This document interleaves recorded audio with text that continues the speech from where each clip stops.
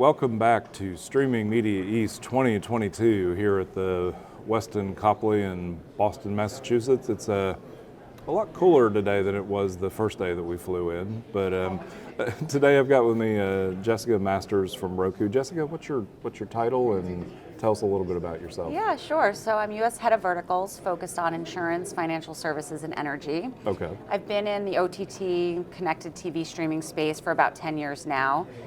Going back a couple jobs, I was at ESPN for 5 years, and towards the end of my tenure there, really started focusing on OTT. From there, I made the jump to Hulu, where I spent 5 years really, working to build that business, educating the marketplace.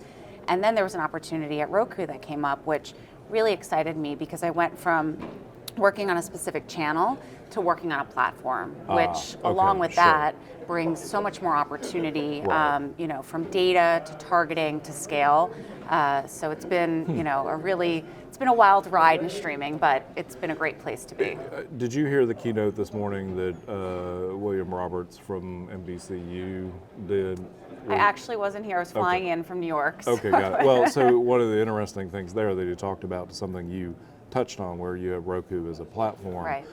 He was talking about how they've essentially integrated offerings now across multiple channels. So in the old days, if you wanted to do something with Bravo, you'd have to go to Bravo. If you wanted to do something with another offering, and now it's all integrated.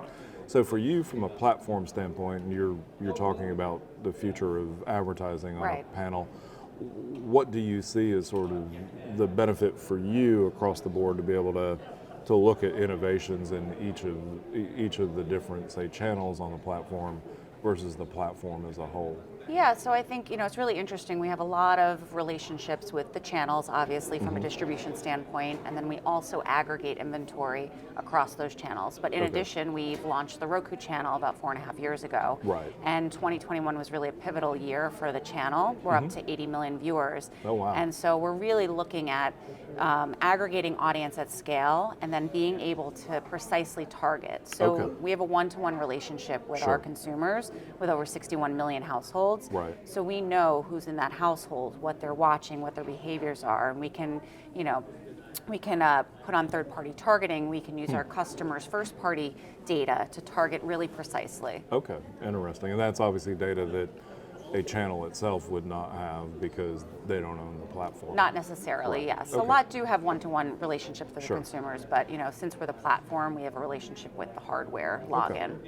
So where does that sort of take you in the natural next progression if we look 2 or 3 years out? Yeah, so we think a lot about this, and a big piece of what our business is and going towards is automation. Okay. So a few years ago, we acquired DataZoo, which has been rebranded OneView, and that's our DSP platform, buying platform. So we really look at that as automating and then providing the ability to manage reach and frequency across all channel partners. So regardless if you're buying from Roku or if you're buying Hulu that runs on Roku, or Tubi or Pluto or what have you, being able to use our 61 million households as an underpinning for that data to be able to manage reach and frequency. Interesting. Obviously during the pandemic, stay-at-home stocks did phenomenal, Roku being one of them. Has there been if you can talk to this, has there been a drop-off in viewership as we've sort of come out of the pandemic, or is that momentum continuing forward? The shift to streaming continues to happen. I can't speak to revenue guidance, but our Q1 earnings just came out, and there was an increase to over 61 million households. So we are continuing to see a shift to streaming, and for the first time ever, streaming for adults 18 to 49 on a weekly basis has surpassed that of linear television. Interesting. So we are seeing the shift continue to happen. And I think you're ahead of the curve on that. Again, William from NBCU said they're at about 37-38%. They expect in a couple of years to get to 50%.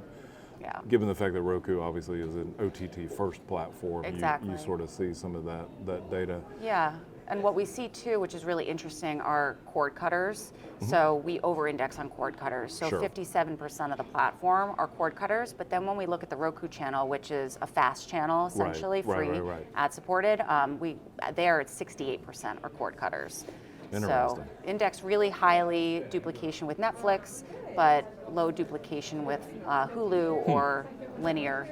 viewers. We just presented the State of Streaming 2022 survey, and we asked a question on FAST a year ago, and we asked it again on FAST this time, and we're seeing that continued interest in FAST. So that's interesting as I'm thinking about when we do our future surveys.